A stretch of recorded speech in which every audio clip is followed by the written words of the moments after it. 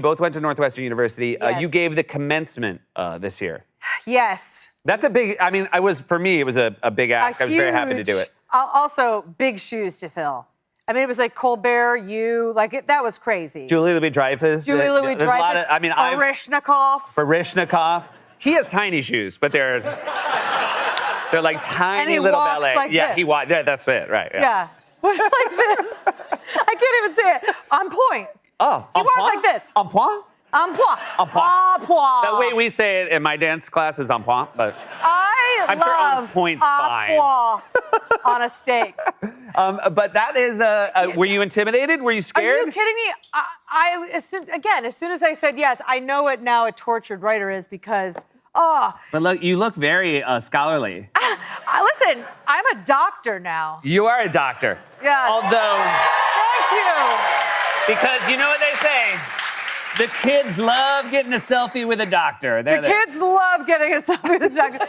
My kids said, a doctor of farts. That's what he said. And I was like, yeah, that's what I got. A doctor of farts. I always, it's funny because people would always say, oh my God, you've had the whole summer, you must be so ready to go. But it's so weird because I feel like sports always have like preseason or spring training games. Yes. At SNL, you just show up and you're right back in it. You show up, you're right back in it, and it's like, Yeah. There's no way to get ready for it. No, it just slaps you in the face. By the way, I meant to say, do you remember the last time we saw each other? Because I was with my kids. I do remember. Yeah, we were in Washington Square Park, and I was walking my kids, and you were walking by, and you were on the phone. Yeah. And I waved, and you waved, and then you said on the phone, you go, I just saw Seth Meyers and his kids. And my kids go, how does she know us? And I'm like, she doesn't know you? And they're both like, oh. Oh, that's really cute. Yeah, it's really cute. I'm like, she doesn't think I'm just walking around with like two small dudes.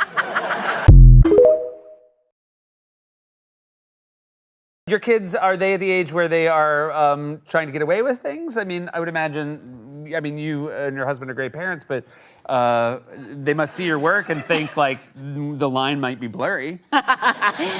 Yeah, listen, they're both very funny, but at this age, like the sense of humor they've adapted from us is just so horrifically inappropriate. We're like, ooh, you're so close. Like a few more years, you're gonna fine tune that and be so funny, but you can't say that at school.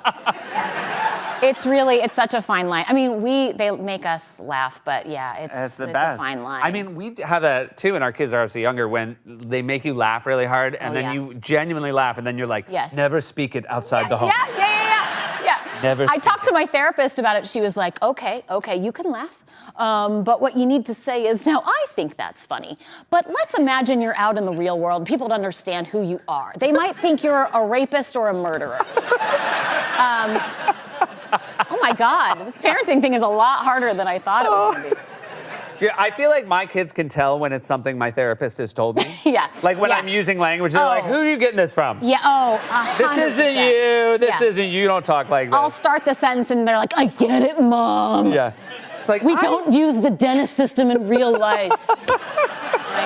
I had to say it. I can tell right now you're feeling very frustrated. They're like, oh. 30 years married. Congratulations. 30 years. Thank you. We've actually been together 31 and married 28. All right. But that averages out. It's the same thing. It's the same Met thing. in college? I like him. Met in college? What kind of class did you meet in? In the dumbest class that you could take, but it was a requirement. It was called interpersonal communication. Okay, gotcha. Which is what we're doing now. Yeah, I could tell you have a degree in it. Yeah. Or at least went to a class. At least a certificate for the fridge. So yeah, we were like the bad kids in this class. And first of all, when he walked in, he's 6'7". It's not like you don't notice him. And the minute he walked in, I'm like, yes. I literally thought the word yes, like, you're mine, but I didn't know how that would take shape. So for a while, but that was why it was pretty good. You were in interpersonal communications class. Thank you. They're like, you need to do more than just, yes, you belong to me. Yeah, like a cave person, like mine. So we would have to get together in front of a proctor, okay, and have dumb conversations like, Seth, I validate what you were saying to me earlier, and I love that you dialogue with me in this manner. And I mean, nauseating. Yeah. But I guess the proof is in the pudding. We've been interpersonally communicating with that kind of speak for a while. Is it true? Again, you play someone who works at a strip club, but again, you've been an actor forever, and yet people have thought, and again, because Sean is very good at this, like he finds people who maybe didn't come, conventionally from an acting path. A lot of people thought maybe this is the first acting you'd ever done, which I think speaks to how good a job you do of playing the character. Oh, yeah, I can't tell you how many people, like after a screening or a Q&A have come up to me and they're like, oh, so you're gonna be a professional actress now? I'm like, yeah, I've been acting for a decade, but that's okay.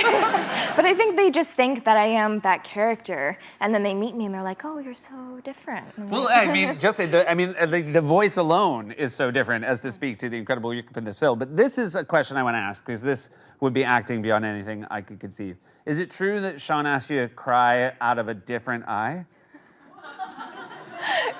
Yeah, so the last scene in the film, my character has this kind of release of all of these emotions that she's been, that have been pent up inside of her. And so... And it's like very iconically shot in profile. Like, it's a beautiful scene. Yeah, it's a one shot, and it's about a 5-minute scene. And so she has this breakdown, and I would cry, but then for whatever reason, I would just cry out of my right eye. But then my face would be like pressed against my co-star's shirt, so you can't see it. And so it's a very difficult scene to shoot, and Sean would be like, oh, that was great. Were there tears coming out of your left eye though? and Yura and I were like, wait, what? And no, there weren't. And so he was like, I just really want to see something come out of your left eye. And I was like, well, I don't know how to summon that, so let's just hope for the best. Maybe next time I do it, that'll happen. Is there a memory that only made the left side of your body sad? Yes. That you could try to summon? But Actually, by the way, I will say, I'm remembering the scene, I saw a tear, so you obviously pulled it off. It just somehow came out of that eye. Right. At some point, you're probably just so sad that you're still shooting the scene. They were just, that's probably, he was like, I'll just keep doing it. They're gonna come out of both eyes.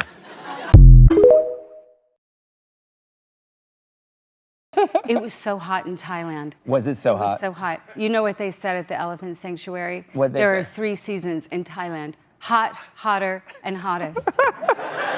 I had like a Ziploc baggie of ice in between my legs all the time, and ice at the side of my chair, and I'd just be like holding on to that ice and getting through. There was this banya tree once that dropped these big balls, these berries, and they would bounce or they would splat and stain the table, and that was a big distraction. By the way, day. I'm I'm talking about at night. It's that hot. It's like summer, August, New Orleans hot, Atlanta, Georgia, Texas, Austin hot, and then like going to a car and turning on the heater.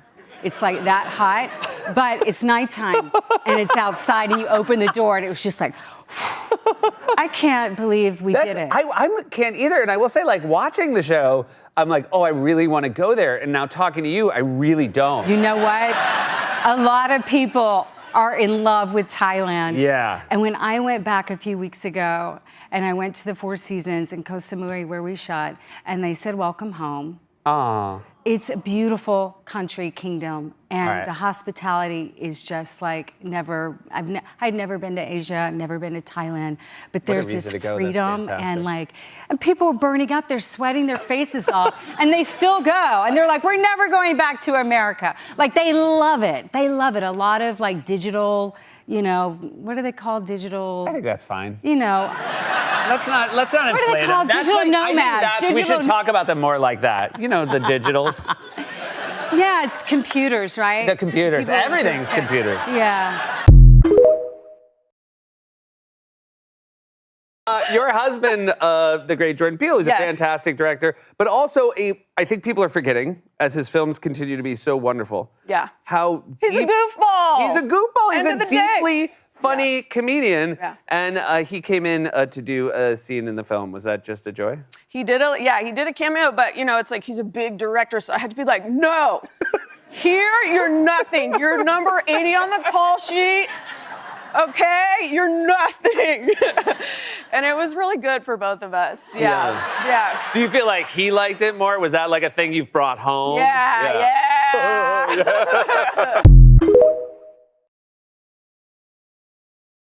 But when you were, in Game of Thrones, that was a show very similar, which was like as soon as it came out, another HBO show that was a phenomenon. Were you immediately like in the public eye in a way that was uncomfortable? No. So because I had brown hair and she had blonde hair, I was completely unrecognizable. Utterly unrecognizable. I was walking down the street with Kit Harington, who played Jon Snow in the show, and the fans would stop me and be like, "Can you take a picture of me and Kit?" I'm like, "Yeah." I 100% can, and was kind of riding off that for a while, and then people caught on. Yeah. That I look this way. But there was one time we were filming in Spain, and I still don't know how these particular fans got to the hair and makeup trailer, but they were there. Usually there's security on a set. Some kind of something. Anyway, so they're like outside the hair and makeup, and they're like, "Can I have a photo?" And I'm like, "Of course you can. Let me just get my wig off, and then I'll come back out." I came back out. They did not know who I was, like at all.